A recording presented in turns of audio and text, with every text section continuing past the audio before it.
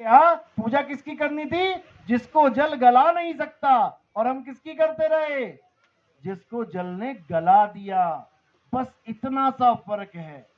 गीता में हर चीज स्पष्ट लिखी है, लेकिन तुम्हें कोई समझाने वाला नहीं मिल रहा है, इसलिए तुम्हें पिंजड़ों की पूजा करवाई जा रही है, कपड़े धुलवाए जा रहे हैं। ना तुम राम को कभी जान पाए, ना कभी कृष्ण को जान पाओगे, अगर तुम उनके कपड़ों को ही उनका स्वरूप मानते रहोगे। हे अर्जुन, इस दुनिया में दो प्रकार के जीव होते हैं, एक सत्य के प्रेमी होते हैं, एक असत्य के प्रेमी होते हैं। असत्य के प्रेमी वो होते हैं जो शरीरों से प्रेम करते हैं, जो शरीरों से ऊपर नहीं उठ पाते।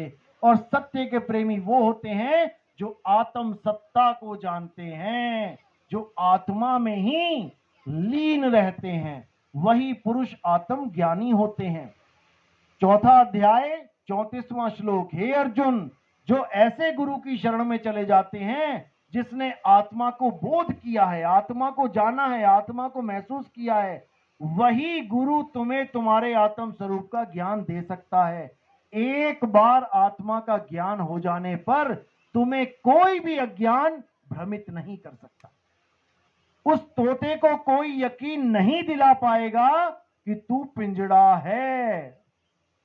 तोता पिंजड़े से अलग अपने आप को खूब अच्छी तरह जानता है।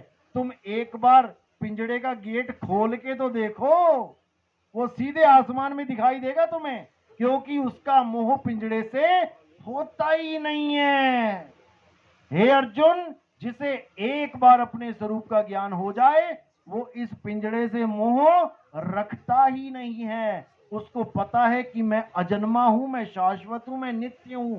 पिंजड़े तो आते जाते रहते हैं, उसकी कभी मृत्यु भी ना होती। तो कबीर साहब कहते हैं, अरे हम ना मरिब मरिब संसारा, हमको मिला जियावन हारा।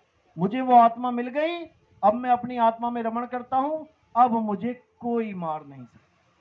तो इसी के साथ वाणी पे विराम देता हूं और उम्मीद करता हूं कि आप लोग को मेरी बात समझ में आई होगी। जिस जिसके समझ में आई है वो एक बार हाथ खड़ा कर दें। समझ में आ गया असत्य की सत्य?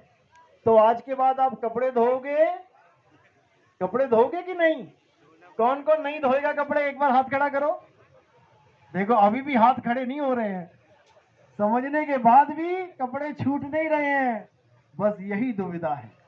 जिस दिन ये दुविधा दूर हो गई, भाई मुक्ति तुम्हारे घर चल के आएगी, तुम्हें जाने की जरूरत नहीं पड़ेगी। चलो बोलिए सतगुरु बंदी छोड़ सतगुरु सत्य कबीर साहिब की सदा ही जय हो, सदा ही जय हो मेरे मालिक की। साहिब बंदगी सतनाम।